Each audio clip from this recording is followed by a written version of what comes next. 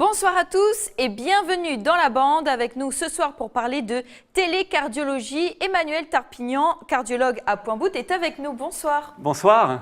Ce soir, on parlera de cette technologie qui existe en Nouvelle-Calédonie depuis 2011 et qui concerne aujourd'hui environ 200 Calédoniens.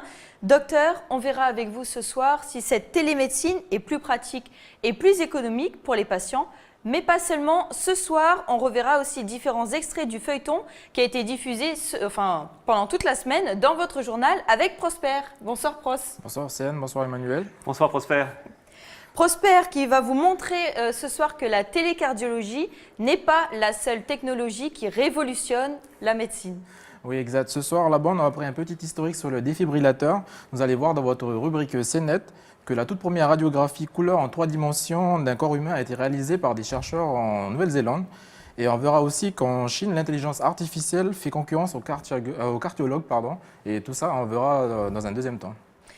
Et oui, on n'arrête pas le progrès. En attendant, la bande, je vous propose d'avoir une petite explication sur ce qu'est la télécardiologie. C'est quoi ça? Jingle.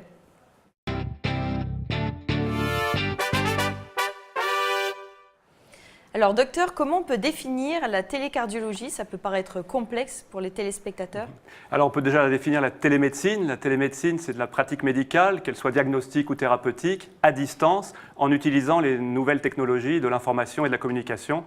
Et essentiellement maintenant l'Internet, via de la fibre optique, de la 4G ou de la téléphonie.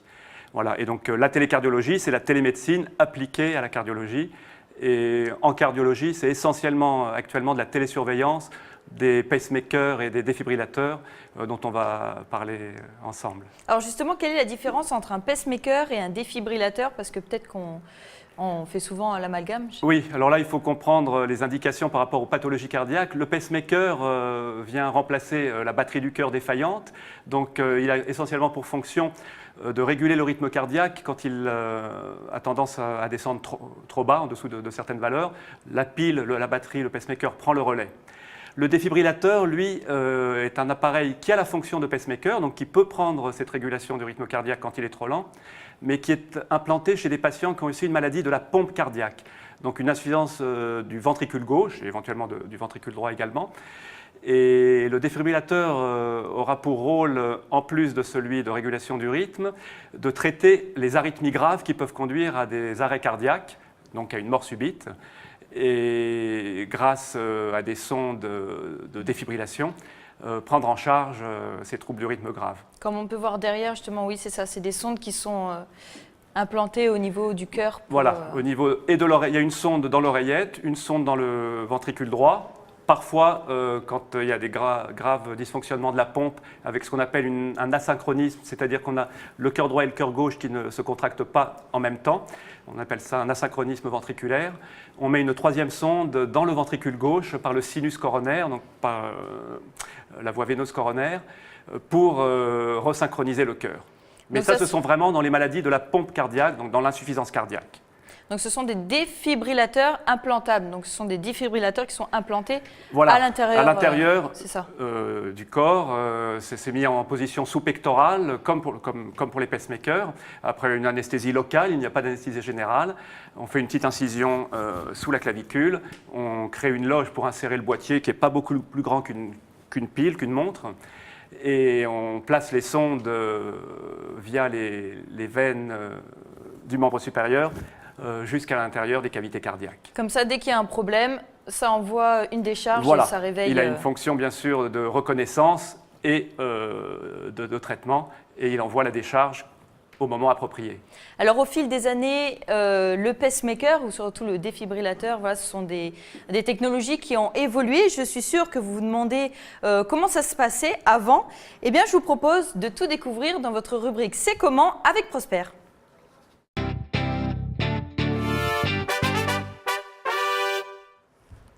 Oui, pour faire un peu d'histoire, regardez cette image.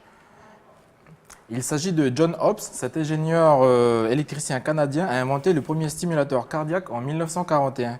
Donc il observa que si le cœur s'arrêtait de battre, alors que la température avait chuté, il pouvait être artificiellement redémarré grâce à une simulation électrique. Donc ces travaux ont donc permis de développer le premier défibrillateur pour lancer les battements du cœur d'un chien et il a inventé ça en 1950. Et le premier simulateur pour l'homme, il était trop grand pour être implanté dans le cœur, enfin dans le corps plutôt. Et donc du coup, il faut attendre encore 8 ans, en 1958, pour voir le premier stimulateur cardiaque implantable, inventé par Wilson Greatback, un ingénieur électricien américain. Et donc depuis cet appareil, il a bien rétréci pour le confort des patients et fait la taille de notre auriculaire, le petit doigt. Aujourd'hui, c'est devenu, voilà.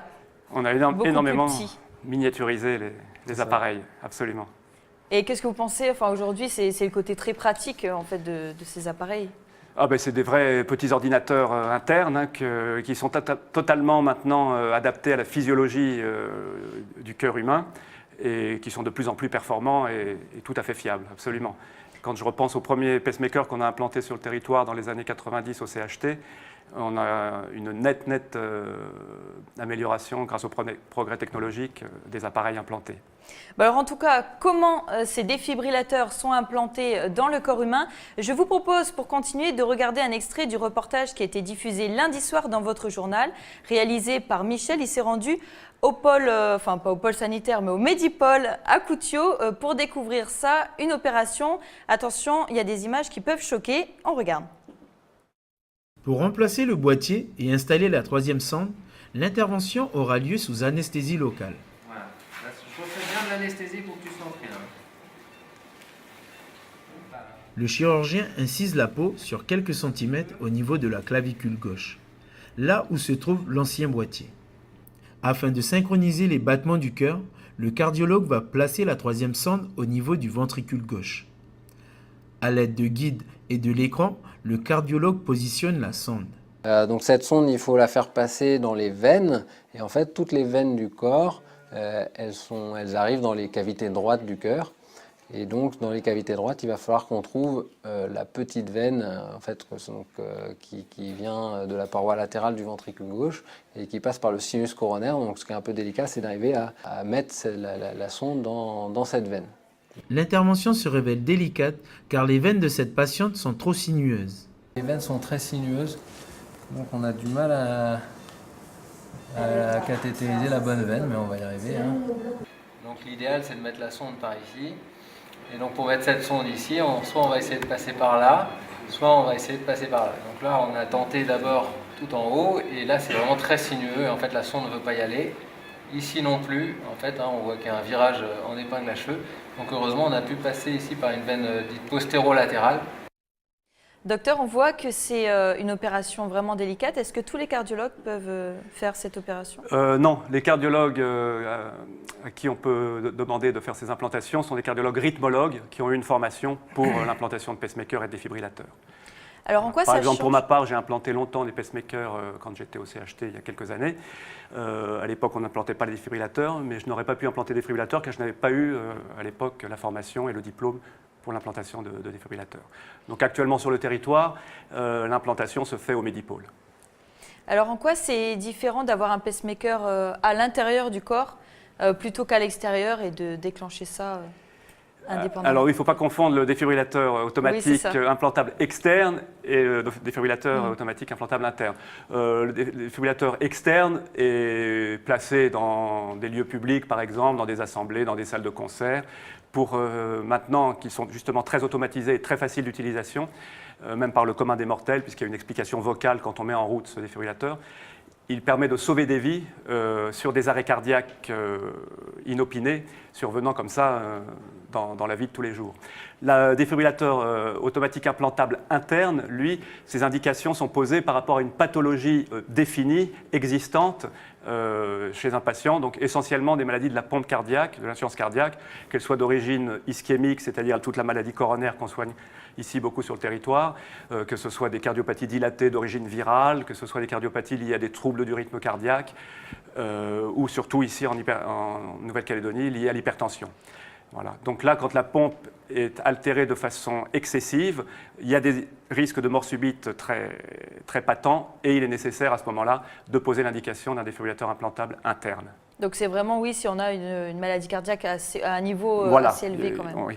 Il y a des Important. critères qui définissent, dans le cadre de cette maladie du muscle cardiaque, des critères d'implantation, et notamment on se base énormément, bien entendu, sur la fraction d'éjection, qui mesure la capacité de pomper du muscle cardiaque. Et en dessous d'une fraction d'éjection de 35%, il y a très souvent, dans les cardiomyopathies, l'indication à poser un défibrillateur implantable pour prévenir la mort subite. Prosper, qu'est-ce que tu penses de cette technologie qui est quand même assez incroyable? Ouais, non, mais j'ai envie de dire, c'est juste magique. Justement, ça permet de donner à des personnes justement qui avaient des problèmes au niveau cardiaque de pouvoir retrouver à peu près une vie normale, de pouvoir faire par exemple du sport et tout. Franchement, c'est pas mal, quoi. Pas mal. Absolument, oui. Et on a vu qu'avec ce qu'on appelle la resynchronisation, c'est donc ces pacemakers qui ont trois sondes, trois sites de stimulation, qui resynchronisent les deux ventricules, donc les deux muscles cardiaques chez ces patients qui parfois étaient alités toute la journée, ne pouvaient plus faire le moindre effort. On voit que leur classe fonctionnelle et donc leur capacité à bouger, à refaire des efforts est très nettement améliorée. C'est ça. Et moi, justement, j'ai regardé, c'est un petit boîtier, mais je veux dire, moi, je voudrais bien savoir comment ça fonctionne. Est-ce que le boîtier fonctionne avec des piles, une batterie? Oui, alors c'est un boîtier dont d'ailleurs l'essentiel de la taille du boîtier est pris par la pile. Ce sont des piles lithium-iode qui ont l'avantage d'être légères et d'avoir quand même une longue durée d'action, mais qui sont épuisables. En général, la durée de vie d'un pacemaker ou d'un défibrillateur varie selon évidemment les modes de réglage et l'utilisation qu'en fait le patient, mais on peut dire dans les extrêmes que ça peut aller de 3 à 12 ans, voilà, avec une moyenne de 7-8 ans. Okay. Donc au bout de 7-8 ans, on doit réintervenir pour changer la pile, mais c'est une toute petite intervention qui consiste à refaire une anesthésie locale, rouvrir la loge, débrancher les sondes et changer le boîtier, comme on changerait n'importe quel boîtier. C'est assez rapide en fin de compte, mais par contre, ça doit être beaucoup plus cher qu'un pacemaker, j'imagine. Alors le défibrillateur a un coût, bien sûr. Après, effectivement, il y a beaucoup d'études qui ont essayé de faire le rapport entre coût et bénéfice et coût en termes de santé publique. Il est indéniable que face aux morts subites sur les cardiomyopathies, le coût en vaut la chandelle, bien entendu. Le coût d'un défibrillateur, alors je ne le sais pas parfaitement sur le territoire, mais en France, c'est environ entre 12 et 20 000 euros. Les sondes, quant à elles, coûtent entre 1 000 et 2 000 euros. Après, il y a toutes les, j'imagine, les opérations et après, oui, là, je parle vraiment de l'appareil acheté chez le constructeur.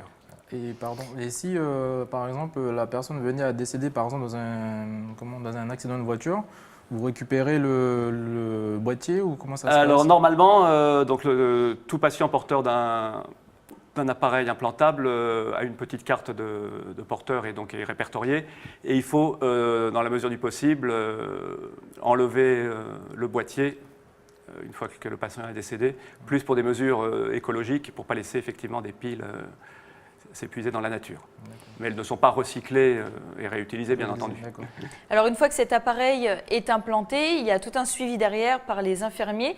Avant de continuer, messieurs, je vous propose de regarder ce deuxième extrait. Il a été diffusé mardi soir dans votre journal. Michel est allé à la rencontre de José, un infirmier. Comment ça se passe, le suivi de ce défibrillateur? On regarde un extrait. Oui, très bien. Bon, t'as pas eu de palpitations du tout? Ok, parfait. Puis la cicatrice est propre? La cicatrice est propre. Bon, il n'y a pas de problème au niveau des tests. Comme on disait, donc il y a une longévité qui est de l'ordre de 7 ans. Et comme tu as le système de télésuivi de la prothèse, avec ce petit boîtier que tu as à la maison, ça nous permet d'écarter les suivis, tu vois, que tu ne sois pas obligé de revenir ici tous les 6 mois et de revenir que tous les 9 mois. Et puis, si vraiment on voit que ça marche bien, que les transmissions se font bien, à ce moment-là, on peut faire même tous les ans.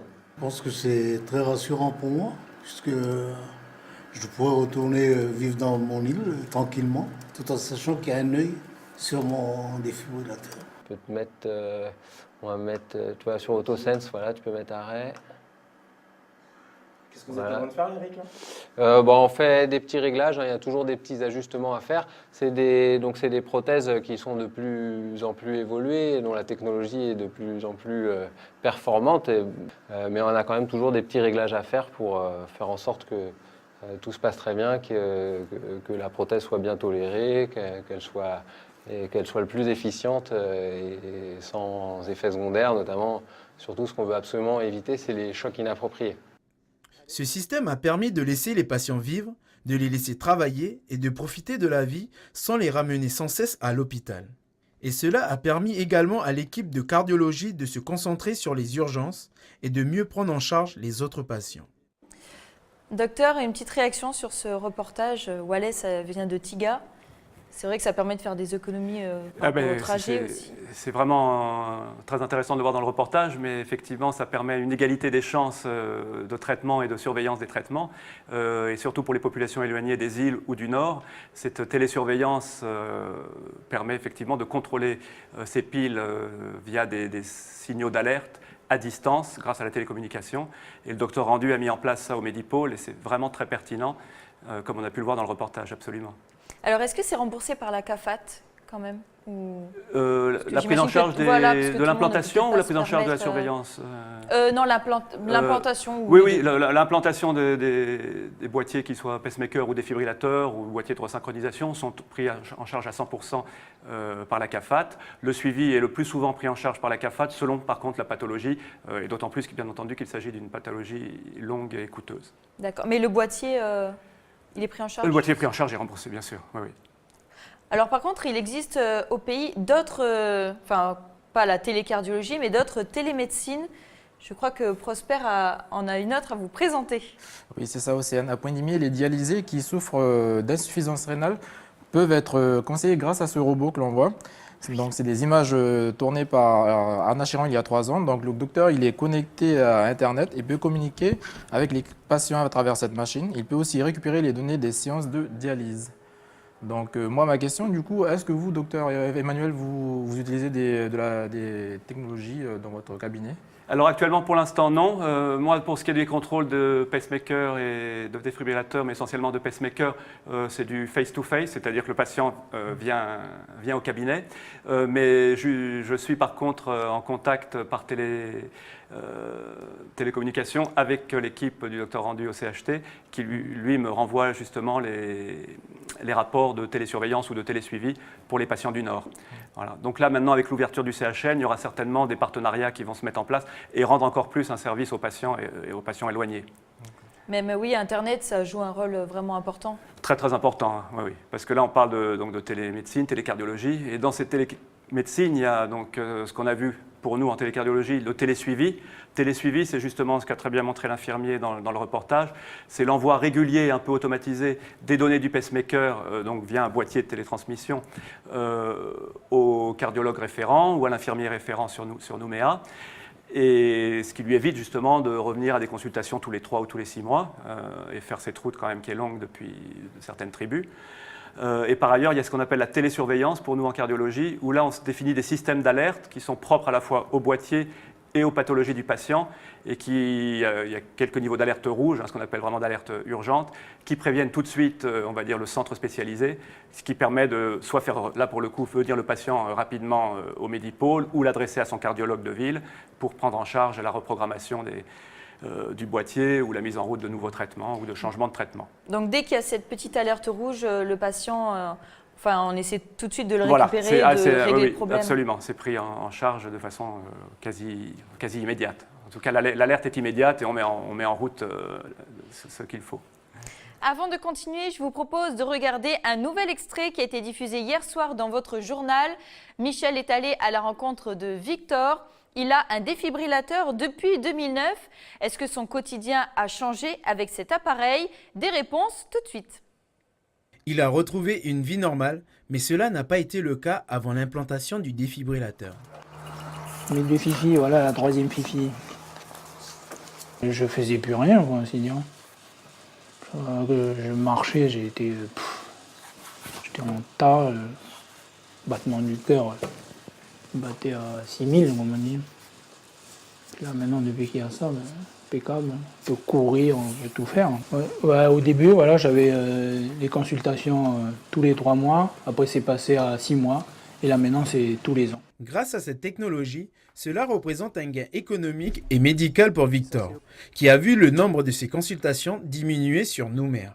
J'étais obligé d'aller au contrôle, j'avais souvent des contrôles. Après, c'est là qu'ils ont dit, bon, allez, on va trouver la solution la mieux pour vous. Quand on est porteur d'un défibrillateur, on peut vivre normalement, mais certaines précautions sont à prendre. Éviter les portiques d'aéroport, Faites attention aux machines dégageant des champs électromagnétiques, comme les machines IRM ou les sports avec des contacts physiques brutaux. Alors, docteur, il faut faire attention une fois qu'on a cet appareil-là. Il y a certains inconvénients, comme on vient de le voir avec le sport et notamment les machines avec des ondes. Est-ce qu'il faut faire aussi attention au quotidien? Est-ce qu'il y a d'autres inconvénients? Alors le patient, oui, il y a quelques inconvénients. Le patient en est averti, ce ne sont pas des inconvénients majeurs, mais effectivement, tout ce qui est champ électromagnétique, bien entendu, le patient doit l'éviter. Donc il a sa carte de porteur de pacemaker. Quand par exemple il va passer dans les portiques des aéroports, il montre sa carte et on lui évite, bien entendu, de passer dans les champs électromagnétiques. Pour les patients qui sont soudeurs, les arcs électriques peuvent être aussi des appareils qui pourraient dérégler le pacemaker, donc c'est une contre-indication.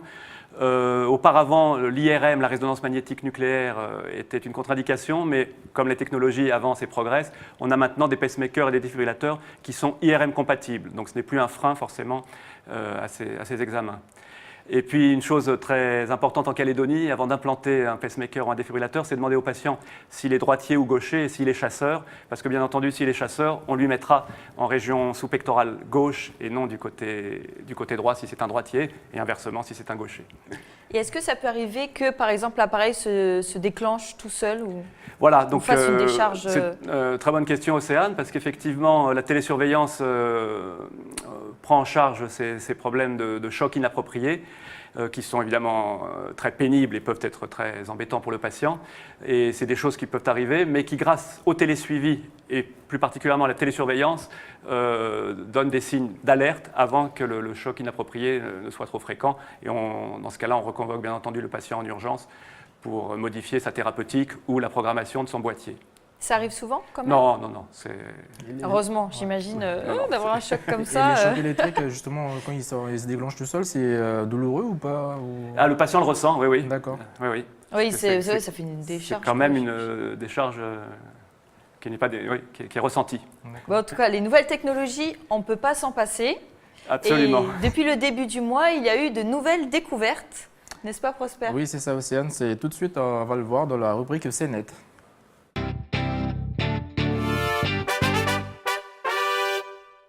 Regardez, c'est une première. Il y a une semaine en Nouvelle-Zélande, la première radiographie en 3D et en couleur d'un corps humain a pu se faire.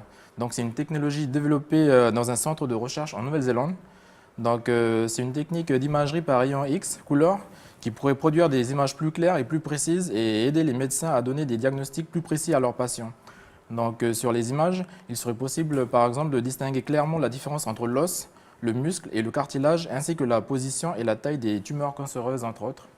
Donc, baptisé Spectral City, le scanner 3D va servir dans les prochains mois lors d'un essai clinique sur des patients en orthopédie et en rhumatologie en Nouvelle-Zélande. Donc voilà, c'est une super découverte et une super avancée au niveau technologie qui nous est fait par nos voisins proches. Et après, sinon, en Chine, cette fois-ci, il y a un système chinois d'intelligence artificielle qui a battu une équipe de médecins d'élite lors d'un concours de diagnostic de tumeurs. Donc voilà, les Chinois se sont amusés un peu à... Ils ont mis un peu à Au défi, leur invention, oui, ouais. c'est ça, leur invention. Donc du coup, ils étaient une équipe de 15 experts médecins. Donc l'enjeu, c'était d'émettre le diagnostic et les prévisions de 225 cas. Donc bien sûr, la machine a vaincu l'humain avec 87% des cas correctement diagnostiqués en 15 minutes et une fiabilité à 83% des prédictions. Donc BioMine, c'est le nom du système, serait même capable de déceler à 90% de justesse les plus communes des maladies neurologiques. Donc super avancé. Incroyable, Oui, l'intelligence artificielle, finalement, ça peut aider, voire peut-être dépasser l'homme. Absolument. On est complètement étonné de ce qu'on a avec la technologie actuellement et des possibilités qui s'offrent à la médecine. Il faut quand même toujours rappeler que la technologie ne remplacera jamais la relation humaine et que même si elle nous rend un service énorme en télécardiologie, en cardiologie et dans d'autres spécialités, il y aura toujours une place pour la relation patient-médecin et la prise en charge du psychologique qui, en particulier en cardiologie, est toujours présente aussi.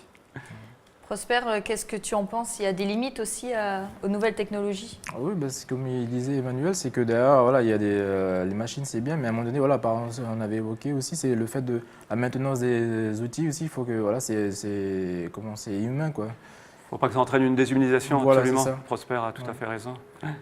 Disons qu'elles sont autonomes, mais après, il y aura toujours besoin de l'homme pour soit les modifier, soit améliorer, soit apporter un petit jugement ou les émotions. Justement, bah là, justement, les émotions et les jugements, donc, chose que n'a pas forcément l'ordinateur.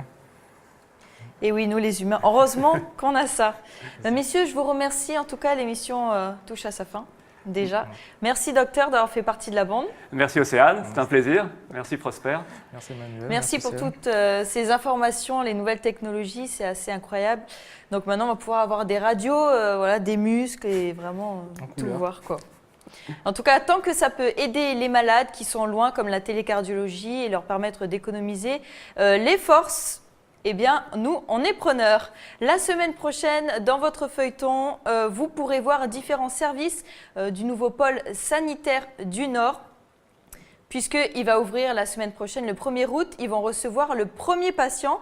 Comment ça va se passer? Et oui, c'est quand même un grand changement pour la province Nord. Ce sera la semaine prochaine. En attendant, je vous dis bonne soirée sur Calédonia.